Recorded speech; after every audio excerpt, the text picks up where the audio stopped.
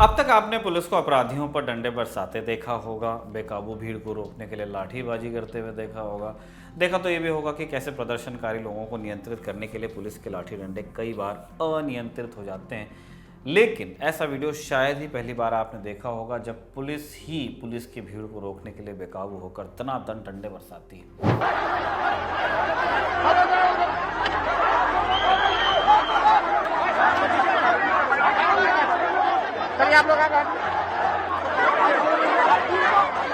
आपने अभी जो वीडियो देखा वो रांची का है, जगह सीएम हाउस, समय दोपहर के आसपास का है।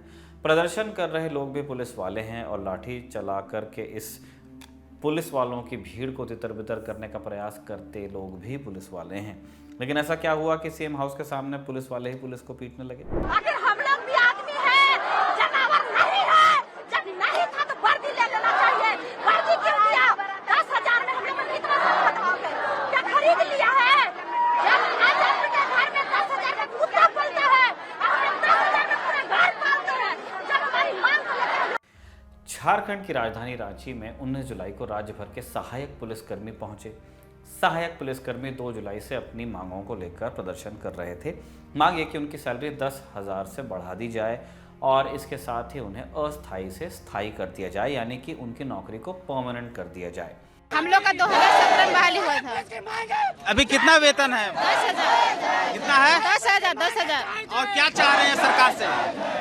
हम लोग सरकार से यही चाह रहे हैं कि हम लोग को न्यूनतम वेतन दिया जाए और अस्थायीकरण किया जाए। पहले सारे सहायक पुलिसकर्मी 2 हफ्ते से रांची के ही मोरहाबादी मैदान में प्रदर्शन कर रहे थे, लेकिन जब बात नहीं बनी तो 19 जुलाई को अपनी मांगों को लेकर ये सारे असिस्टेंट पुलिसकर्मी सीएम हाउस की ओर बढ़ने लगे।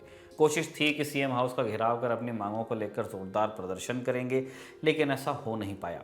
वहां सीएम हाउस की सुरक्षा में पहले से तैनात पुलिस प्रदर्शनकारियों से भिड़ गई।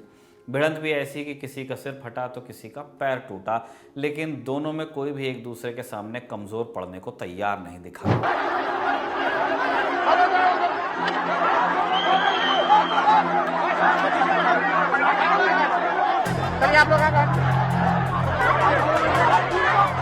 इंडिया टुडे के आकाश कुमार की रिपोर्ट के मुताबिक राज्य के 12 नक्सल प्रभावित जिलों से कुल 2,500 सहायक पुलिसकर्मियों के साल 2017 में नियुक्ति हुई।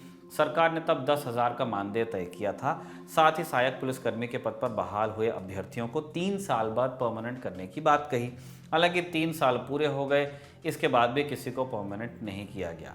यही वजह है कि राज्य भर के 2,500 पुलिसकर्मी अपनी मांग को लेकर सड़कों पर उतर गए। सीएम आवास के बाहर जब भयंकर गहमागहमी हुई, प्रदर्शन बढ़ा तो अधिकारियों ने मामले का संज्ञान लिया। प्रदर्शन कर रहे सहायक पुलिसकर्मियों को सरकार की ओर से भरोसा दिया गया कि उनके वेतन भत्ते में 25% की वृद्धि की जाएगी, यानी अगर सरकारी वादे पर भरोसा कर लिया जाए तो सहायक पुलिसकर्मियों का वेतन 10,000 से बढ़कर 12,500 से हो जाएगा। परसेंटेज का अप्रेजल देख लीजिए और एब्सोल्यूट का अप्रेजल भी देख लीजिए। उनकी सारी मांगों पे बहुत विस्तार से उनके प्रतिनिधिमंडल के साथ चर्चाएं हुई।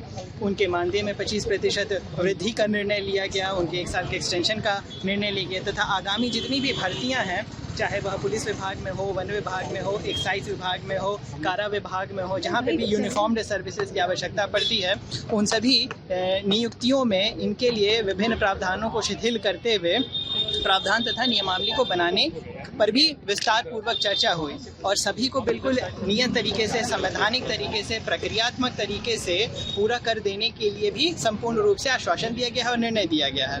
उसके पश्चात भी सभी सहायक पुलिसकर्मी यहाँ पर सारी बैरिकेडिंग्स को तोड़ते हुए आ गए। बंदोबस्ती पूरी अच्छे तरीके से तैयार करके रखी गई थी। जगह जगह पे पुलिस फोर्स तथा मैजिस्ट्रेट्स डिप्लॉय करके रखे गए थे। फायर ब्रिगेड, एम्बुलेंसेज तथा जो भी और क्राउड कंट्रोल के मेजर्स थे, सभी को यहाँ पे डिप्लॉय करके रखा गया था।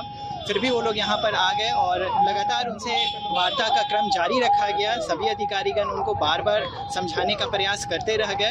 अब ये देखना होगा कि सरकारी भरोसे पर सरकारी कर्मचारी कितना भरोसा करते हैं। लेकिन जिस तरह रांची की सड़कों पर सहायक पुलिसकर्मी और रांची पुलिस के जवान आपस में भिड़े, लाठीचार्ज हुआ और धक्का मुक्की हुई और खूब सारी गहमा-गहमी भी, उसके बाद कई सारे सवाल हैं। सवाल सरकार से भी तो सवाल प्रदर्शन कर रहे सहायक पुलिसकर्मियों से भी। आने वाले दिनों में इस पूरे मामले में जो भी अपडेट होगा उसके लिए आप ललन टॉप को देखते रहिए। इस खबर पर आपकी क्या राय है आप कमेंट बॉक्स में बताइएगा।